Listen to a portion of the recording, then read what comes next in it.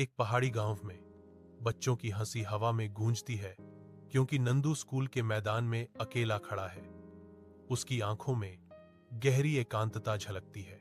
ठंडी पहाड़ी हवा बच्चों के खेलने की आवाज को ले जाती है, जो नंदू के शांत अवलोकन के बिल्कुल विपरीत है। शिक्षक नांदू के पास आती है। उसकी दयालु मुस्कान उसकी अलग थलग दुनिया में एक प्रकाश स्तंभ है। फिर भी वह केवल अपना सिर हिलाता है। वह अपने भीतर घूमते विचारों को व्यक्त करने में असमर्थ है, जो मौन की दीवार के पीछे फंसा हुआ है। गांव वाले उसे शर्मिला कहते हैं, एक ऐसा शब्द जो उससे चिपका रहता है, उसे उनकी नजरों में परिभाषित करता है।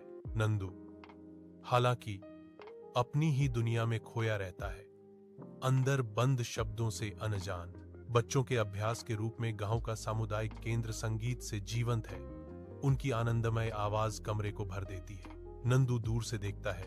उसकी आंखों में गहरी लालसा झलकती है, जो स्पष्ट हिचकिचाहट के साथ मिली हुई है।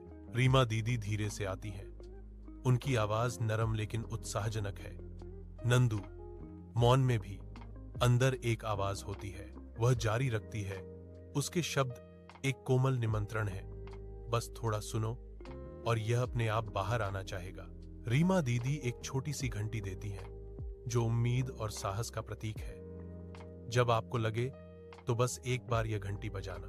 गांव के सामुदायिक केंद्र में नंदू की झिझक भरी घंटी की आवाज शांत कमरे में एक हल्की झंकार भेजती है। चौंक कर नंदू सोचता है कि इतनी छोटी सी आवाज इतना बड़ा प्रतिध्वनि कैसे बना सकती है।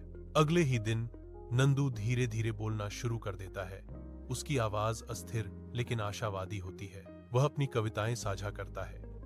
उसके होंठों पर मुस्कान आती है क्योंकि वह दोस्तों से जुड़ता है। गांव वाले नंदू की आवाज पर टिप्पणी करते हैं, उसकी कोमल प्रतिध्वनि पर ध्यान देते हुए। कहा जाता है कि नंदू की आवाज भले ही कोमल हो, दिल में एक स्थायी गूंज छोड़ जाती है।